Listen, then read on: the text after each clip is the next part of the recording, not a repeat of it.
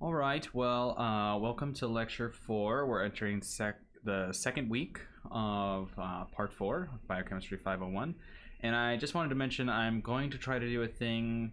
So I've started to see questions coming up on Piazza, and I'll do my best to answer all of them. But one way to help me make sure I do a good job answering your question is that I will also plan to make a video as part of something, I guess we can call it Piazza Roundup, where basically each week I will make a video where I go through Piazza, and I will work out answers for a subset of the questions that you asked that are related to the previous week's material. So I'll try to post these on Monday after the week's lectures, and I'll make sure that I'm going through your guys' Piazza and making sure I answer all your questions. And at the same time, if you guys ask good questions, then in these videos I can really make sure that anything that wasn't clear or was needed clarification from the previous week, basically we get a nice succinct video correcting some of those questions. So look out for that next week and ask good questions. Okay, so in terms of the lecture material for today, Lecture 4 is all about keeping our genome safe. And so we're going to be learning about DNA damage, what that is, what kinds of things happen to DNA that cause it to be damaged, how that can cause mutations, and the different repair mechanisms that exist to allow cells to correct either the damage or the mutations or the errors that are introduced into the genome.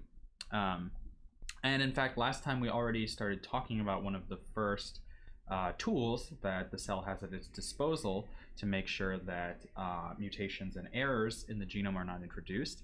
And that was the 3' to 5' exonuclease activity that DNA polymerase has that we spoke about. So remember that in addition to being able to add nucleotides to the end of a growing chain through the polymerase activity, DNA polymerase also has a proofreading activity. That is, it has an exonuclease domain, and if an incorrect base is incorporated into the growing chain, there's an opportunity for that newly added nucleotide to translocate to the exonuclease domain where it's cleaved off. And this gives the polymerase a second chance to be able to add the correct nucleotide instead of the incorrect nucleotide.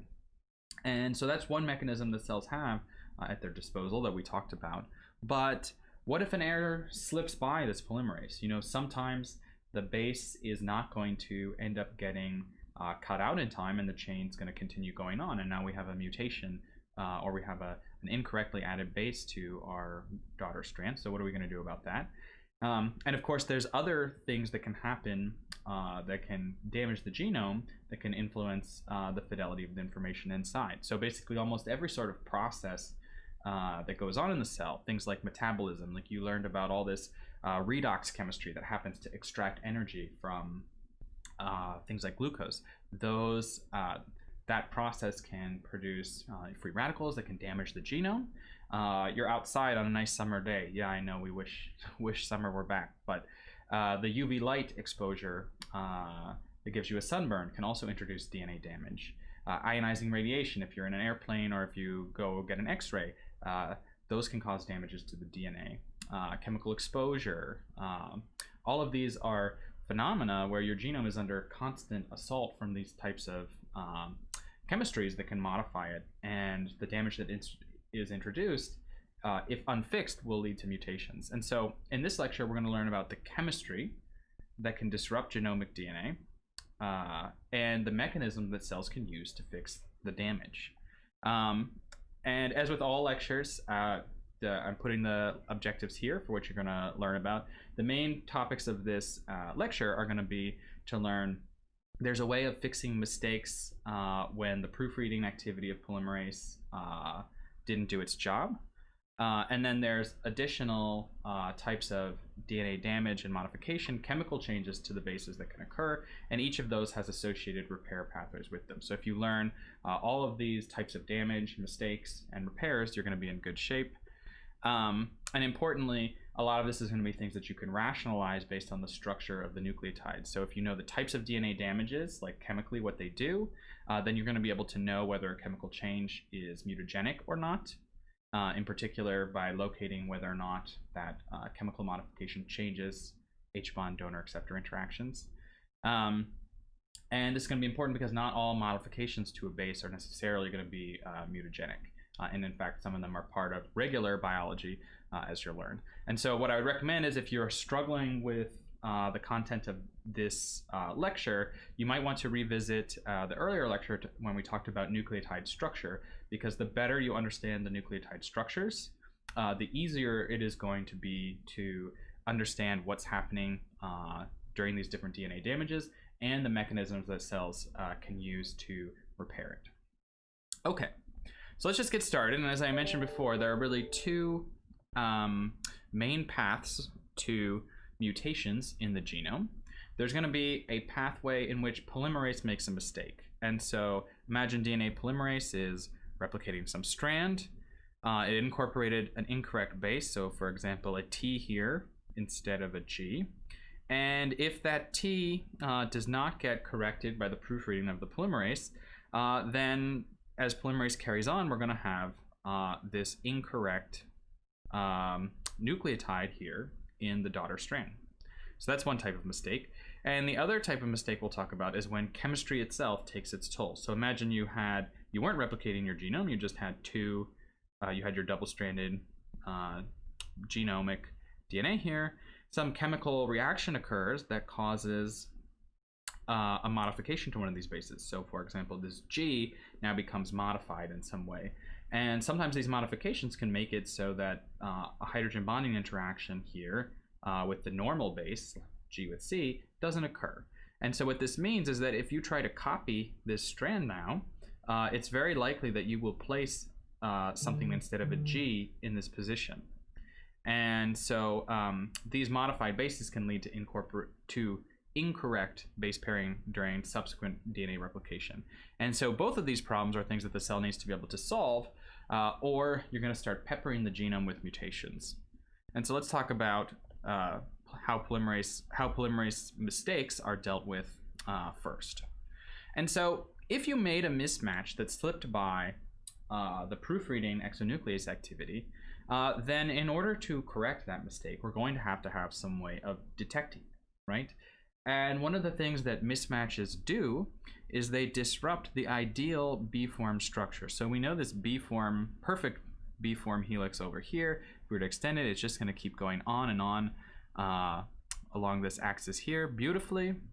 But if we have a mismatch here, I'm showing you here a structure of an actual mismatch for the sequence here.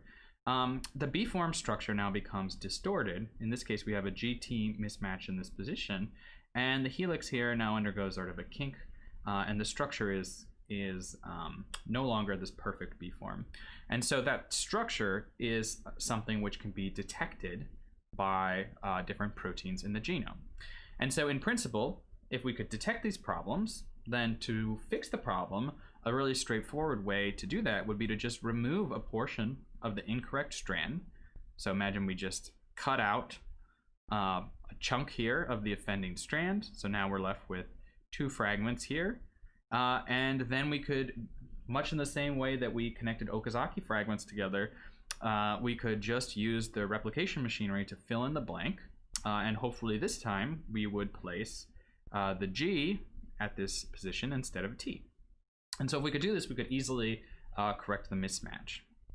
But if you think about this for a minute, you would realize that there's actually a pretty big problem with this idea. And that problem is, how do you know which strand is the correct one and which one is the incorrect one? Because if we look at this, if I didn't tell you which strand was the parental strand and which strand was the daughter strand, then you wouldn't know whether at this mismatch, should it be a CG base pair? That is, if we use the black strand as the template, we would expect CG there. But it could also be a TA base pair, right? So if we use the blue strand as the template, we would get a different answer. And so depending on which strand is used, you'll get a different correction to the mistake. However, we know that what the strand that we want to use is the parental strand, right? Because this is a mistake that came from trying to copy the parental strand to a daughter strand. And so ideally, we would like some way in which we could distinguish the daughter strand from the parental strand and only use the parental strand. And so to make sure that the parental strand is used to fix mismatches, the cell has a really smart solution, which is to specifically mark the parental strands of DNA with methylation marks. And so what you see here is the adenines on the parental strand have been chemically modified here with this methyl group at this position you see here. And you should note that this methyl group here doesn't actually disrupt the base pairing interaction between your adenine and your thymine. And so there's no problems with putting this modification here. But if the parental strand is the only one that has this modification on it, then for a brief period following replication, the parental strand and the daughter strand can be distinguished from one another on the basis of this methylation mark. Okay, so that's the key trick that the cell is going to use to tell these two strands apart from one another. And so with these two components in mind, a strand-specific recognition and then this idea of cutting and removing, the types of mismatches that are introduced during replication are repaired by what is called the mismatch repair pathway, and it's going to specifically correct the daughter strand. And so the idea here is to detect the mismatch, and those mismatches are detected by a protein complex called mut-L, mut-S. So there's two proteins here. They bind and they recognize the mismatch. And then what they do is they actually start threading the DNA around and through this complex, kind of creating this loop structure like you see here. And they keep doing this until they bump into a site in which one of those adenines has been methylated. And once the methylated DNA is finally observed by this complex, then the complex is in position to be like, oh, I know which one's the daughter strand now. I know which one's the parental strand now.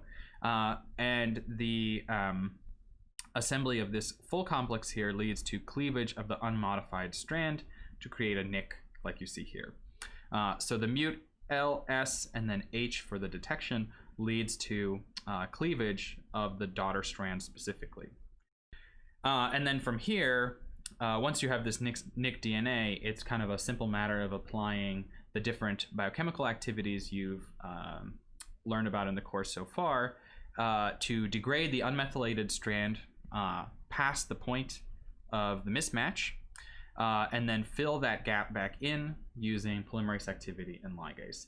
And so the idea here, again, is to simply recognize the mismatch, locate the daughter strand, cleave the daughter strand so it's nicked, and then replace the region